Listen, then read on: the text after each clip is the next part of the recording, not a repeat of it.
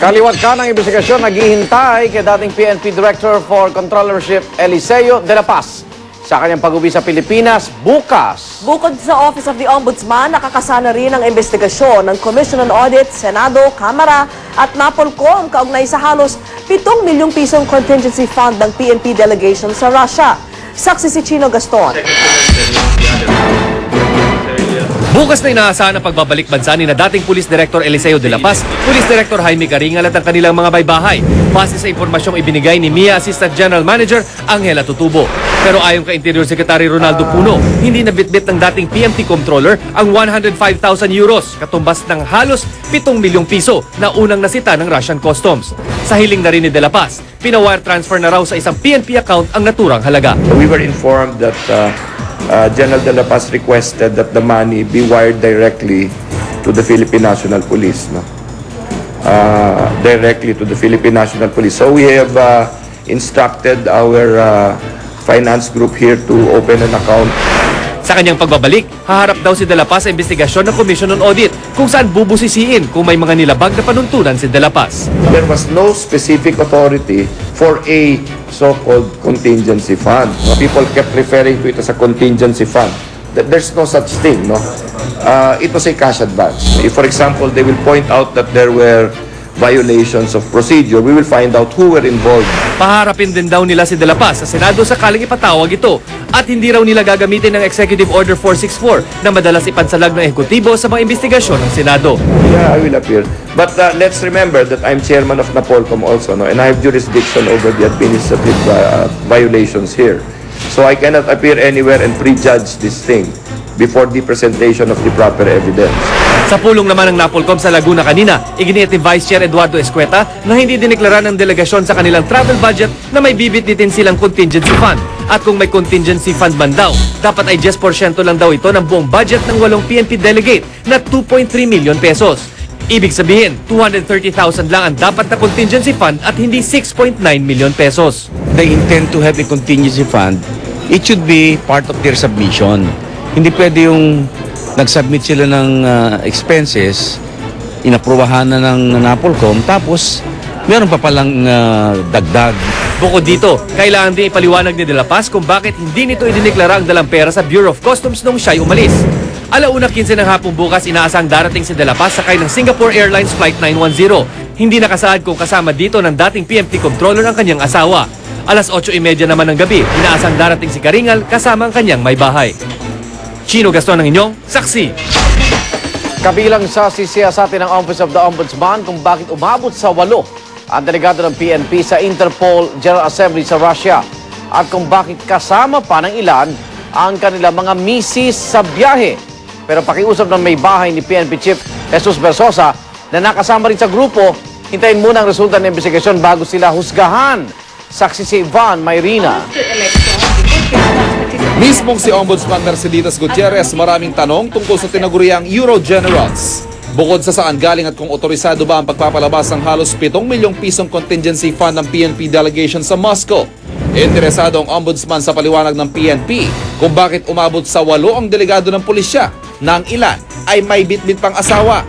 At kung ganun daw kahalaga ang Interpol General Assembly ayon sa Ombudsman, bakit daw ang may bahay ni PNP Chief Jesus Versosa na si Cynthia ang kanyang ipinadala? The issue here is matter of sending representatives to international conferences. I don't know why we should be sending a lot of people coming from one agency and then accompanied by wives, by spouses. I mean, that does not give an impression to the public. Sumbat naman ni Ginang Versosa, agad daw silang hinuhusgahan. Sabay sabing tiwala siyang may papaliwanag ng mga de la Paz ang kanilang panig. They answer already all the questions, diba? That's just enough.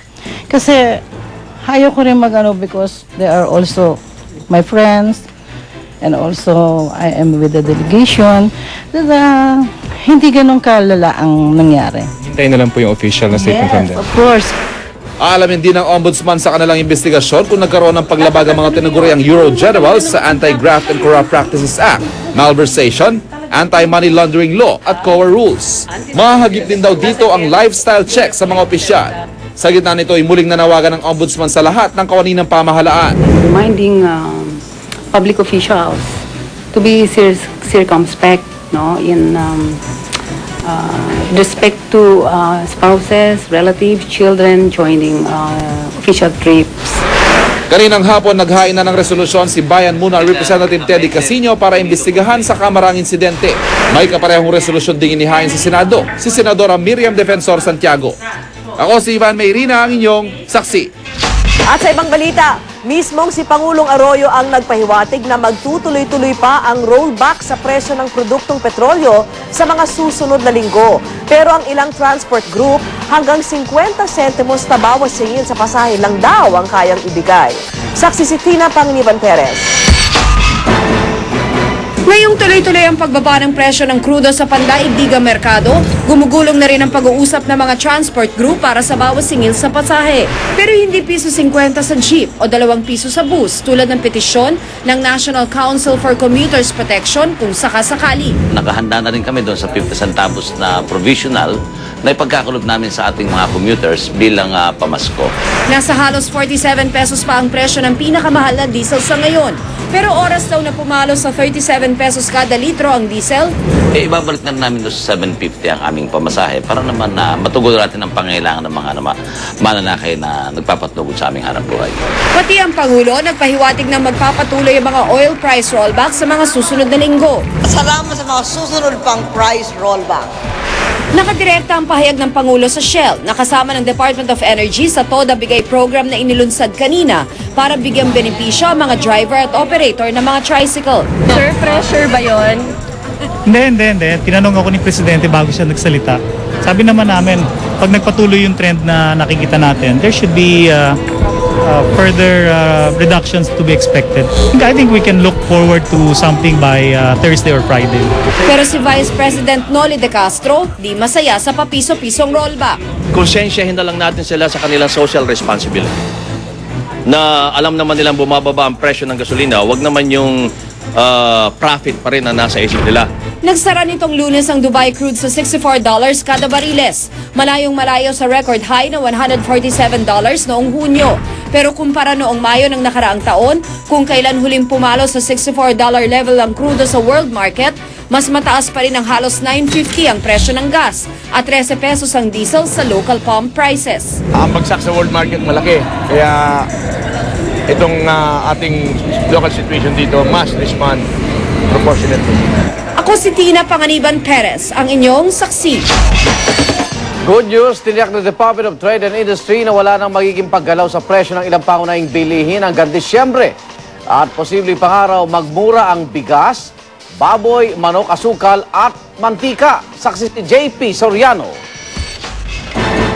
Maagang aginado para sa tender ng kaming baboy na si Aling Benvenida ang inanunsyo ng DTI kanina. Sabi kasi ng ahensya, hindi na raw tataas pa ang presyo ng baboy na minsan ang pumalo sa 180 pesos kada kilo. Pero mahirit pa si Aling Benvenida. Maganda kung mababa pa kasi mabili. Pag mataas na hindi na. Ayon sa DTI, bukod sa baboy, hindi na rin daw tataas sa iba pang agricultural products, gaya ng bigas, asukal, mantika at manok hanggang sa katapusan ng taon. Posible pang araw bumaba ang presyo ng mga ito pagsapit ng Disyembre. Ang daming factors yan. Like for instance, yung price of oil in the world market has started to come down.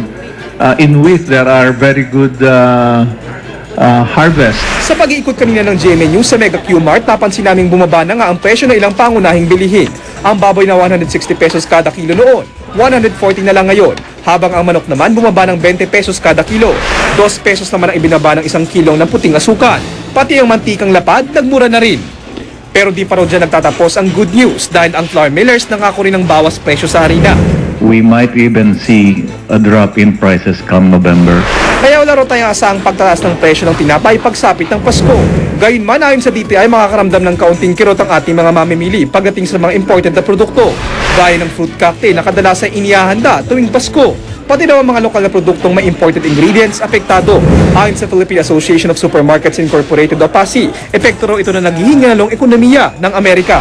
Posible rin daw tumaas ang presyo ng dalatang sardinas dahil naman sa problema sa panguhuli ng isda. Ako si JP Soriano, ang inyong saksi.